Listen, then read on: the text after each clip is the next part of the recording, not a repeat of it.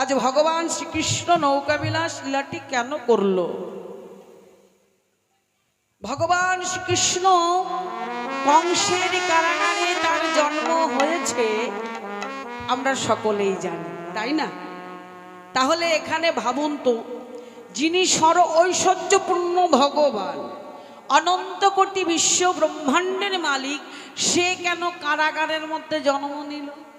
সে পারত না একটা রাজ দালানে, একটা রাজ বাড়িতে জন্ম নিতে? পারত না মা? যিনি সর্বৈশ্বর্যপূর্ণ ভগবান, যার ইঙ্গিত ছাড়া গাছের পাতাটা নড়বে না, পথের ধুলো উড়বে না, সেই ভগবান কি করলো? কারাগারে, জেলখানার মধ্যে নাকি তার জন্ম হলো, তাই না? একটু অবাক লাগে না যে যিনি ভগবান তিনি কেন জেলখানার মধ্যে তার জন্ম নিতে হলো, তাই না? তো ভগবান যা করেন মা, তার পিছনে দেখবেন বাবা কারণ থাকে। ওই অন্ধকার জেলখানার মধ্যে জন্ম গ্রহণ করে এই জগৎকে বাবা আলোর দিশা দেখিয়ে দিল।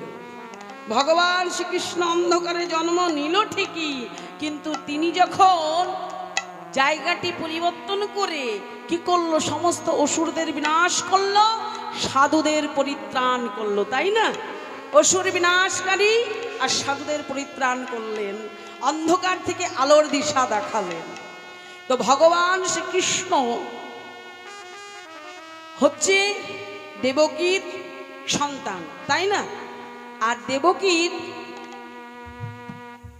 দাদাকে, দেবকীর দাদা হচ্ছে কংস, তাই না? কাকাই তো জেঠি তো ভাই বোন। তো মাগো, দেবকীর বিবাহ দিল কে? কংস। কিসের জন্য? কাকাই তো জেঠি তো ভাই বোন, দেবকীর আর কংসের ভাই বোনের সম্পর্ক, তারা কাকাই তো জেঠি তো ভাই বোন। তো কংস, মাগো একটুখানি গোড়ার থেকে বলি, নৌকাবিলাস পালামা ছোট নয়, গাইলে পারে অনেক বড়, গোড়ার থেকে জানতে হলে। তো মাগো, এই যে কংস, কংসের পিতার নাম হচ্ছে উগ্রসেন। কংসের পিতার নাম উগ্রসেন। কংসের মায়ের মাগো অনেকদিন সন্তানাদি হয়েছিল না, নিঃসন্তান ছিল। অনেক ভগবানের কাছে প্রার্থনা করতেন, নারায়ণের সাধনা করতেন, আর উগ্রসেন বাবা নারায়ণ ভক্ত ছিলেন। তিনি একজন ভক্ত মানুষ ছিলেন। তোমাকে অনেকদিন সন্তানাদি হয় না, ভগবানের কাছে কত প্রার্থনা করে যে আমার এই রাজ্য কে চালাবে, আমার তো কোনো সন্তানই নেই।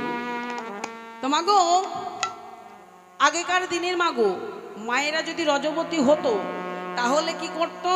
যেদিন স্নান করতো, মানে মাথায় শ্যাম্পু দিয়ে স্নান করতো, এখন শ্যাম্পু দেয়, আগে তো মাথাটা মাটি দিয়েই ঘষতো, তাই না? তো মাগো সঙ্গে স্বামীকে নিয়ে যেত। কেন? ওই স্বামীকে ঘাটে নিয়ে দাঁড় করিয়ে রাখতো, স্নান করে ওঠে স্বামীর বদন দেখলে স্বামীর মতো আমার সন্তানটা হবে। এই গল্প আমি আমার ঠাকুমার কাছেও শুনেছিলাম যে স্বামীর বদন দেখলে নাকি স্বামীর মতো সন্তান হবে। তা আগেকার মায়েদের এই নিয়মগুলো ছিল। তো কংসের মা যখন রজবতী হন, তারপর স্নান করবার সময় কংসের পিতা অগ্রসেনকে নিয়ে বাবা যমুনায় যাচ্ছিল স্নান করতে। আর কংসের মা ছিল অপরূপ সুন্দরী, এত সুন্দরী যে তার রূপ দেখে একজন দস্যু তার রূপে আকৃষ্ট হয়ে গেল। সেই দস্যের নাম হচ্ছে দুর্মিল রাক্ষস। কি করলেন? কংসের মায়ে রূপে আকৃষ্ট হয়ে, আর ওই রাক্ষস ছিল নিজের স্বরূপটা যখন তখন পরিবর্তন করতে পারত। কি করেছেন? উগ্রসেনকে গাছের সঙ্গে বেঁধে রেখে উগ্রসেনের স্বরূপটি ধারণ করে তার মায়ের সঙ্গে বাবা কি করলেন? সম্ভব করলেন জোর করে। যেমনই জোর করে সম্ভব করলেন, মা ভাবছে এ কি, আমার স্বামী তো কখনো এমন নয়, সে কেন আজ আমার সঙ্গে এমন দুর্ব্যবহার করছে। যখন বাবা সম্ভব করা হয়ে গেল, ওই রাক্ষস নিজের স্বরূপে ফিরে এলো। ফিরে এসে বলছে, ওরে রূপসী, আমি একজন রাক্ষস, তোকে আমি সম্ভব করলাম, আর আমার ঔরসে যে সন্তান তোর হবে সেই সন্তান আমার মতোই দস্যু হবে, সে আমার মতোই দস্যু হবে। মা মা বলছে কি, তুমি একজন রাক্ষস হয়ে আমার সতীত্ব নষ্ট করলে। মা আমার কান্নায় ভেঙে পড়ল। তারপর দুর্মির রাক্ষস চলে গেল। উগ্রসেন এসে বলছে, ওগো আমি পারলাম না তোমার সতীত্ব রক্ষা করতে। দুজনে শান আদি করে ঘরে ফেললো। তারপর বাবগো ওই কংসের জন্ম হলো। কংস যখন ছোট্ট থেকে একটু বড় হয়েছে, তার মনে সবসময়ের জন্য দোষত্ব ভাব। সমস্ত ওই রাজ্যের মানুষকে দেখলে তার পিপিলিকার মতো মনে হয়, শুধু মনে হয় যেন গলা টিপে ধরি আর তাদের টিপে টিপে মারি। তার মনে একদিন প্রশ্ন জাগলো যে আমার পিতা এত ভগবান ভক্ত, সে এত নারায়ণকে ভালোবাসে, তাহলে আমি যদি আমার পিতার সন্তান হব, তাহলে আমার কেন এমন দস্যুত্ব ভাব? আমি কেন এমন দস্যুত্ব ভাব? আমার কেন প্রত্যেকটা মানুষকে শুধু মনে হয় গলা টিপে মারি? যখন এই প্রশ্নটি জাগলো, মাগো চলে গেল উগ্রসেনের কাছে। বলছে, পিতা তুমি বলো, তুমি একজন ভগবান ভক্ত, কিন্তু তোমার সন্তান আমি, তাহলে আমার কেন এমন দস্যুত্ব ভাব? তোমাকে আমার এই প্রশ্নের উত্তর দিতে হবে। বলছে, ওরে সন্তান, আমি তোর এই প্রশ্নের উত্তর দিতে পারবো না। তুই যা তোর মায়ের কাছে ওই প্রশ্নের উত্তরটা তুই জেনে আয়। মায়ের কাছে গিয়ে বলছে, মা তুমি বলো, আমার কেন এমন দস্যুত্ব ভাব তোমাকে বলতে হবে? আমার বাবা একজন কৃষ্ণ ভক্ত, আমার বাবা একজন নারায়ণ ভক্ত, আমি কেন তার সন্তান এমন দস্যু? মা বলছে, শোন, আমি তোকে বলছি, আমি আর তোর পিতা ওই যমুনায় স্নান করতে গিয়েছিলাম, আর তোর পিতাকে একজন রাক্ষস গাছের সঙ্গে বেঁধে রেখে আমার সতীত্ব নষ্ট করেছিল। সেই দিন সেই রাক্ষসে বলেছিল তার ঔরসে তোর জন্ম হবে, আর তার ঔরসে জন্ম হলে তুই সেই দস্যের মতোই হবি। তাই তো তুই ওই দস্যের মতো হয়েছিস, তাই তো তোর মনোভাবটা এমন। সঙ্গে সঙ্গে কংসের রাগ আরো বেড়ে গেল।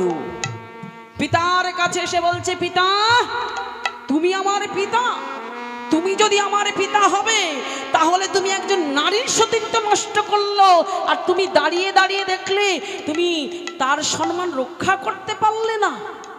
তুমি সেজেছ রাজা, তুমি এই রাজ্যের রাজা, এই রাজা হবার কোনো অধিকার তোমার নেই। সঙ্গে সঙ্গে মাগো গলা ধাক্কা দিয়ে সিংহাসন থেকে নামিয়ে দিল, দিয়ে কারাগারের মধ্যে বন্দী করে দিল। বলে তোমার রাজ্য চালানোর কোনো অধিকার নেই, তুমি এই কারাগারের মধ্যে বন্দী থাকবে। যে একজন নারীর সতীত্ব রক্ষা করতে পারে না, সে আবার রাজা কিসে? সে রাজা হতে পারে না।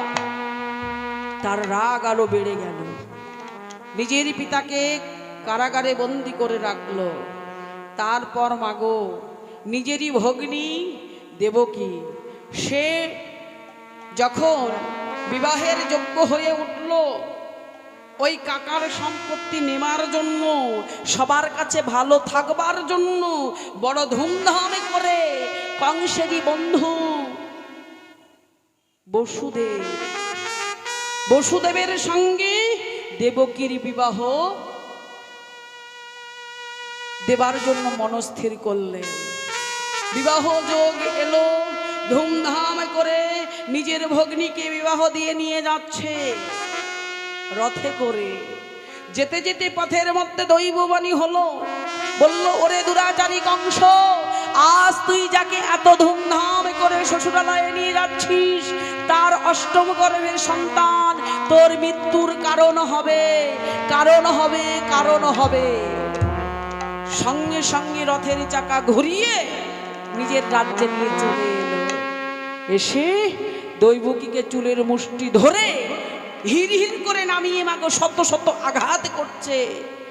যেমনই আঘাত করছে মনে হচ্ছে যেন তার প্রাণটা আজকে সে নাশ করে দেবে, তাকে প্রাণে মেরে ফেলবে।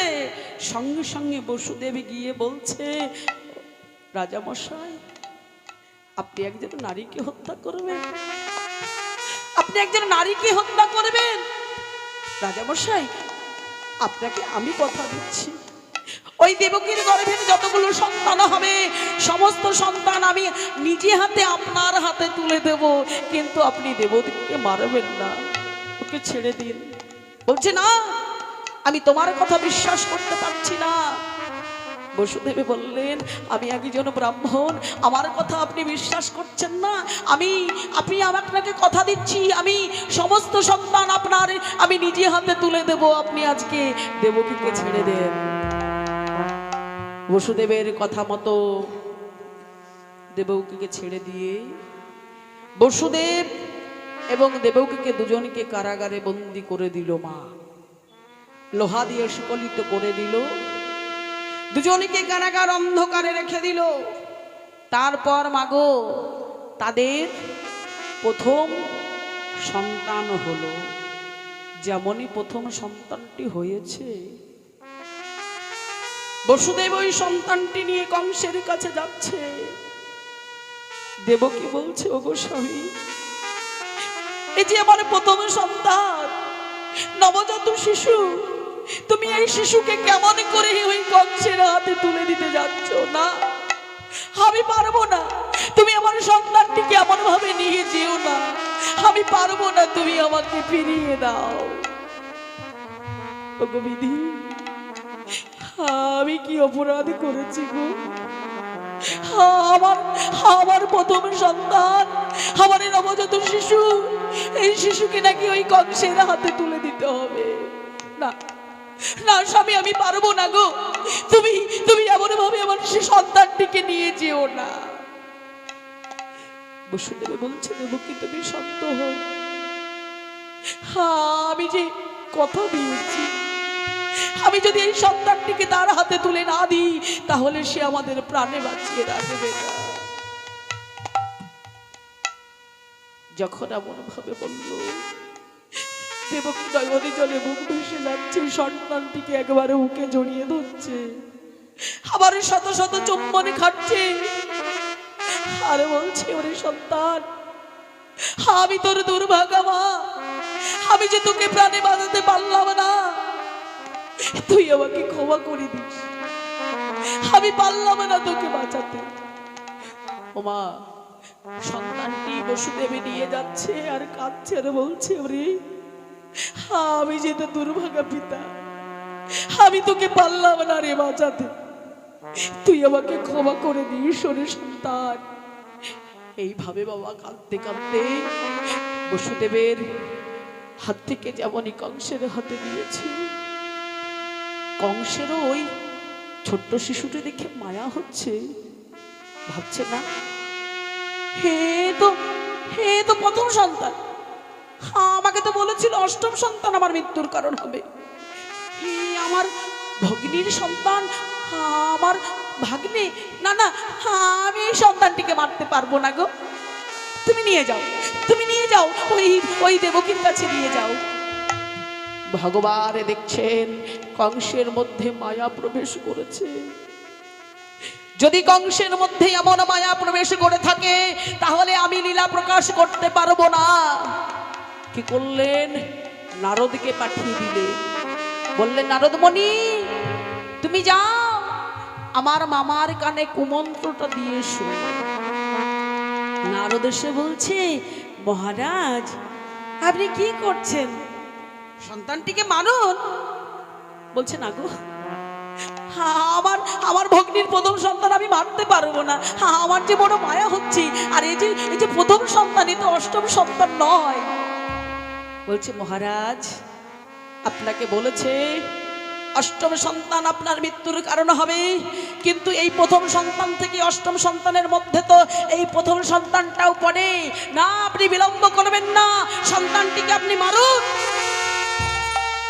যখন এমন কথা বলেছে, বলে, হ্যাঁ তুমি ঠিকই বলেছ, এও তো অষ্টম সন্তান করবে, অষ্টম সন্তানের মধ্যেই পড়ে। সঙ্গে সঙ্গে সন্তানটাকে নিয়ে বাবা পাষাণের মধ্যে আছাড় মেরে মেরে ফেলল। এমন করে মাগো 6টি সন্তান, কাউকে পাষাণে আছাড় মারলো, কাউকে জলের মধ্যে ফেলে দিল, কাউকে ফুটন্ত তেলের মধ্যে ফেলে দিল, কাউকে বুকের মধ্যে পাষাণ চাপা দিয়ে দিল। তারপর যখন সপ্তম গর্ভ হলো, ভগবান দেখলেন আমি একা একা লীলা করতে পারবো না। কি করলেন?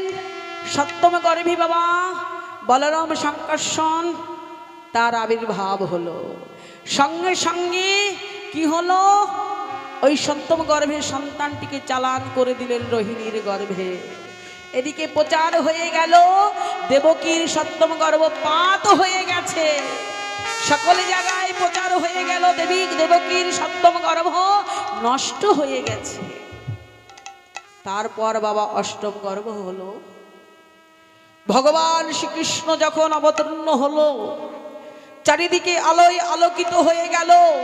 স্বর্গের দেব দেবতারা পুষ্প বর্ষণ করছে, সকলে উলুধ্বনি জয়ধ্বনি করছে, কারাগারে আলোয় আলোকিত হয়ে উঠেছে।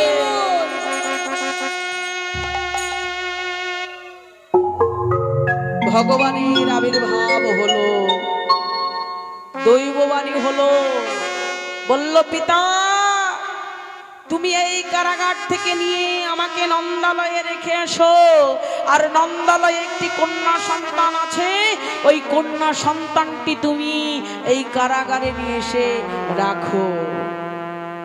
নারায়ণ রূপ দশভুজ রূপ দর্শন করলেন বসুদেব।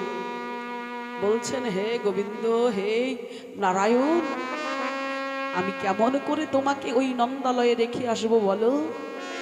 তুমি চেয়ে দেখো, আমার সর্ব অঙ্গ শিকলিত হয়ে রয়েছে, চারিদিকে প্রহরী রয়েছে, আমি কেমন করে তোমাকে নিয়ে যাব? বলছে পিতা তুমি ভয় করো না, তুমি আমাকে স্পর্শ করে দেখো, তোমার শিকলিত দেহ খুলে যাবে, চারিদিকে প্রহরীগণ ঘুমিয়ে পড়বে, আলোয় আলোকিত হয়ে উঠবে। যেমনই সন্তানটিকে বাবা স্পর্শ করেছে, শিকলিত দেহ খুলে গেল, প্রহরীগণ ঘুমিয়ে পড়ল। একখানা ঝুড়ির মধ্যে ভগবান শ্রীকৃষ্ণকে নিয়ে বসুদেব চলে যাচ্ছে।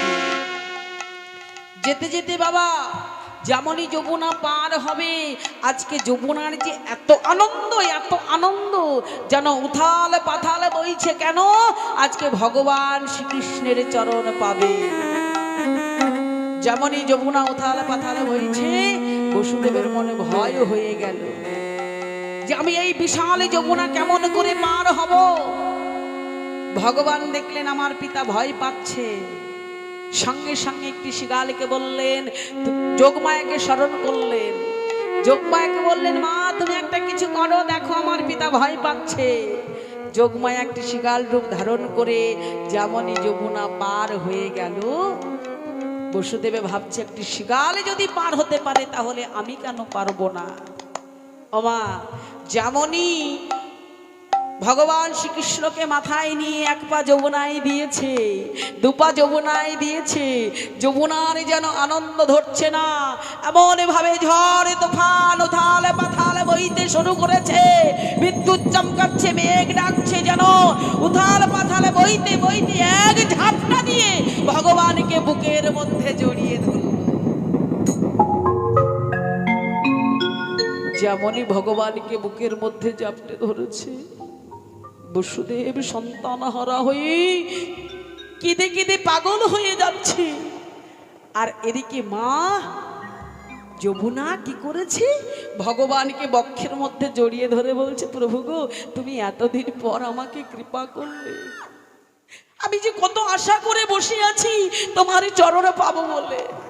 না, আজকে আমি তোমাকে ছাড়বো না, আজকে তোমাকে আমি কিছুতেই ছাড়বো না।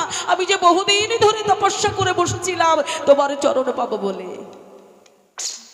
এমন ভাবে যখন জড়িয়ে ধরেছে, জড়িয়ে ধরে বলছে প্রভু তুমি করলে, এতদিন পর আমাকে কৃপা করলে, প্রভু গো আজকে যে আমি তোমাকে ছাড়তে পারছি না, আজ আমি তোমাকে ছেড়ে দেব না। ভগবান বলছে যমুনা তুমি যদি এখন আমাকে এইভাবে জড়িয়ে ধরে রাখো, তুমি যদি আমাকে না ছাড়ো, তুমি চেয়ে দেখো আমার পিতা কেমন ভাবে আকুল হয়ে গেছে, সে যে পাগল হয়ে গেছে আমাকে হারা হয়ে। আর তুমি জানো এখন যদি তুমি আমাকে ধরে রাখো, আমার তো অনেক কর্ম বাকি রয়েছে, আমার মামাকে বধ করতে হবে, আমাকে ককাসুর বধ করতে হবে, পুতনা বধ করতে হবে, বকাসুর বধ করতে হবে, সাধুদের পরিত্রাণ করতে হবে, অসুরদের বিনাশ করতে হবে। আজকে তুমি আমাকে ছেড়ে দাও। তবে জানো তো, আমি তোমাকে কথা দিচ্ছি, আজকে তুমি আমার একার চরণ পেয়েছো, কিন্তু আজ তোমাকে আমি কথা দিলাম আমার একার চরণ নয়। তুমি আজ আমাকে ছেড়ে দাও, আমি আমার প্রেমময়ী রাধারানীকে সঙ্গে করে, বোজের বোজ গোপীগণকে সঙ্গে করে আমি তোমার বক্ষের উপরে বিহার করব। সেই দিন আমি নৌকা বিলাস লীলা করব। আর আজকে তুমি আমার একার চরণ পেয়েছো, সেই দিন তুমি যুগল চরণ পাবে এবং সকল বোজবাসী গণের চরণও তুমি পাবে। নিতাই গৌর হরি বল। আজকে তুমি একার চরণ পেয়েছো, তুমি সেদিনে যুগল চরণ পাবে। আর আমি তোমাকে আর একটা কথা দিচ্ছি, আমি যত যত লীলা করব, সমস্ত লীলা তোমার ওই তীর পরেই করব। আজকে তুমি আমাকে ছেড়ে দাও। যখন এমন ভাবে বলল, যমুনা ভগবান শ্রীকৃষ্ণকে ছেড়ে দিল। ভগবান শ্রীকৃষ্ণ এইবার বসুদেবী কি করলেন, শ্রীকৃষ্ণকে আবারও মাথায় নিয়ে যমুনা পার হয়ে ওই নন্দরানীর কোলের পাশে ছিল একজন কন্যা সন্তান। ওই ভগবান শ্রীকৃষ্ণকে রেখে ওই কন্যা সন্তানটিকে নিয়ে এসে দেবকীর পাশে শুইয়ে রাখলেন। এইবার চারিদিকে প্রচার হয়ে গেল যে বসুদেবের এবং দেবকীর অষ্টম গর্ভের সন্তান একটি কন্যা সন্তান হয়েছে। বসুদেব রেগে গেল, ক্রোধান্বিত হয়ে উঠলে, কি সে তো বলেছিল অষ্টম গর্ভের সন্তান আমার মৃত্যুর কারণ হবে, তাহলে একটা কন্যা সন্তান কেন হলো? নারদমণি এসে বলছে, মহারাজ সে কি আপনাকে বলেছিল যে কন্যা হবে না পুত্র সন্তান হবে? সে তো বলেছিল অষ্টম গর্ভের সন্তান আপনার মৃত্যুর কারণ হবে, সে তো এটা বলেনি যে কন্যা হবে না পুত্র হবে। যা হয়েছে তাকেই আপনি হত্যা করে ফেলুন, না হলে আপনার মৃত্যুর কারণ হয়ে দাঁড়াবে। যেমনই বাবা কন্যা সন্তানটিকে এক আছাড় মারতে গেল, সঙ্গে সঙ্গে দৈববাণী হয়ে দশভুজা রূপ ধারণ করে বললেন, ওরে দুরাচারী কংস, তোকে বধিবে যে গোকুলে বাড়িছে সে। তুই চিন্তা করিস না, তোকে বধিবে যে গোকুলে বাড়িছে সে। তুই কেন তো চিন্তা করছিস? মা যজ্ঞেশ্বরী, যোগমায়া, মহামায়া ভগবতী দেবী। কংসের আরো চিন্তা বেড়ে গেল, এ কি আমি এক এক করে এতগুলো সন্তানকে হত্যা করলাম, তাহলে ওই কৃষ্ণ কি করে ওই মথুরায় গেল? সে কি করে নন্দালয়ে গেল? এদিকে কংসের চিন্তা বাড়ল, এদিকে ভগবান শ্রীকৃষ্ণ নন্দালয়ে বড় হয়ে একা একে সকলকে বিনাশ করতে লাগলো। সেই ভগবান শ্রীকৃষ্ণ যমুনাকে যে কথা দিয়েছিলেন, সেই কথা রাখবার জন্য আজকে ভগবান শ্রীকৃষ্ণ সমস্ত সখীগণকে সঙ্গে করে এবং প্রেমময়ী রাধারানীকে নিয়ে মাগো নৌকা বিলাস লীলা করবে।